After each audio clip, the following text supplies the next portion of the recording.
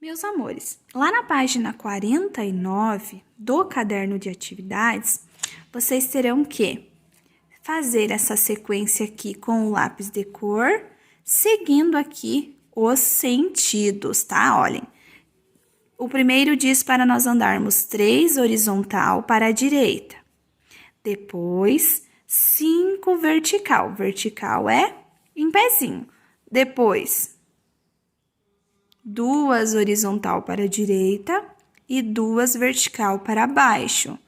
Volta uma para a esquerda e desce mais 3. Depois começa tudo de novo, fazendo essa sequência aqui.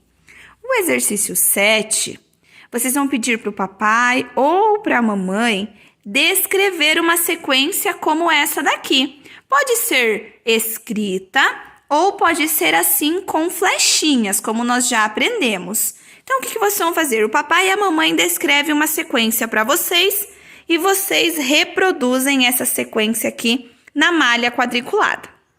Agora, lá na página 50, o exercício número 9 diz o seguinte: Paulo e Karina foram à pizzaria e cada um pediu uma pizza pequena.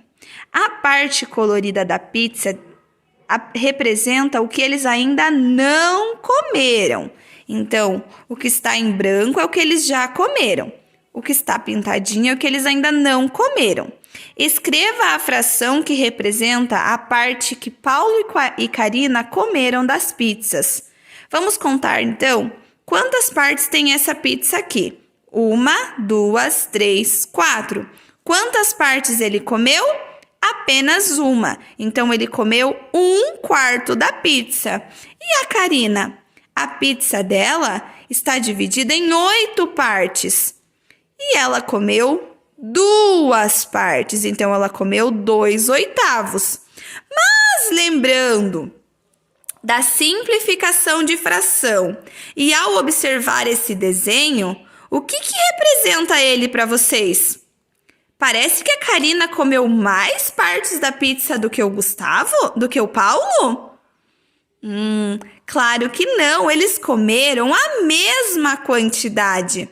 O que difere aqui é que a pizza da Karina foi repartida em mais partes, ou seja, 1/4 e 2/8 são frações equivalentes. Então, 1/4 e 2/8. E vocês vão escrever que ambos comeram a mesma fração da pizza, porque foi sim exatamente isso. Ambos comeram a mesma quantidade. Então, agora, aqui na página 51, vocês vão observar mais um exemplo de pizzas e frações equivalentes. Olhem que essa primeira pizza aqui, ela já está colada. A pergunta é: a parte que sobrou dessa pizza representa que fração de uma pizza inteira? Ela representa 1/2, porque ela representa a metade.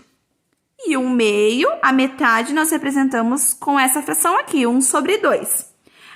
Pergunta o seguinte: é para fazermos destaque as fatias ilustradas do material de apoio e colhe-as nos espaços abaixo para indicar a fração representada em cada um dos itens. Nós vamos colar fatias aqui para representar a mesma fração dessa primeira pizza aqui. Vocês vão observar que elas são tamanhos diferentes. Então, nós vamos colar 1, 2, 3, 4 para representar a metade aqui nessa pizza do meio. 4/8. Agora, os pedaços menores, nós vamos colar aqui. 3. Não é essa, não. Essa é de baixo. 3, 4, 5. Também representamos 1/2. Só que nós aprendemos a escrever as frações contando o tanto que eu tenho é o meu denominador e quantas partes sobraram é o meu numerador. Então, aqui o meu total eram 8. Então, 8 é o meu denominador. Quantas partes sobraram? 4, portanto, 4/8. E aqui na segunda pizza, qual é o meu denominador? Quantas partes eu tenho? 10. Quantas partes sobraram? 5 décimos. Então, nunca esqueçam do que a tia falou para vocês sobre o numerador ser a metade do denominador. Sempre que o numerador for a metade do meu denominador, a minha fração será a metade, será 1/2. Sempre será 1/2. Se eu dividir 4 por 8, vai dar 0,5, e 0,5 é a metade. Se eu dividir 5 por 10, também vai dar 0,5, que representa a metade em números decimais. E em fração é 1/2. Vejam agora aqui, uma outra pizza dividida em 3 partes. Essa aqui foi dividida em 3 partes. E qual é a fração da pizza que sobrou? 1/3. Já foram comidas 2 partes e ainda sobrou 1/3. O que nós vamos fazer? Colar aqui nessas pizzas a mesma fração da primeira pizza. Então, vocês vão pegar os tamanhos corretos de pizza e vão colar aqui. É essa daqui, maiorzinha. Para representar a fração igual à da primeira pizza, eu preciso colar apenas 2. Já que na outra pizza, nós teremos que colar pelo menos 4. 1, 2, 3, 4. Então, escreva as frações que representam a parte que sobrou de cada uma dessas pizzas. Essa pizza aqui estava dividida em 6 partes e sobraram 2. Portanto, sobrou 2/6 da pizza. Essa aqui estava dividida em 12 partes e sobraram 4. 4/12avos. Que é o que vocês irão escrever aqui na letra B da página 51. Exercício 11. Com 1 litro de suco, Gabriela conseguiu encher todos os copos. Quantos mililitros de suco Gabriela despejou em cada copo? 1 litro equivale a quantos ml? 1000. 1000 ml. E ela dividiu em todos esses copos aqui. 1, 2, 3, 4, 5, 6, 7 e 8. Então, é 1000 dividido por 8. Assim, nós vamos descobrir quantos ml há em cada copo. 10 divididos por 8 é 1, porque 1 vezes 8 é 8, para 10 irão sobrar 2. Vamos baixar o 0. 20 dividido por 8 é igual a 2. 2 vezes 8 é 16, para 20 sobram 4. Vamos baixar o 0. 40 dividido por 8 é 5, porque 5 vezes 8 é 40, para 40 não sobra nada. Portanto, ela despejou 125 ml em cada copo. Em quantas partes iguais o inteiro foi dividido? Ele foi dividido em 8 partes iguais.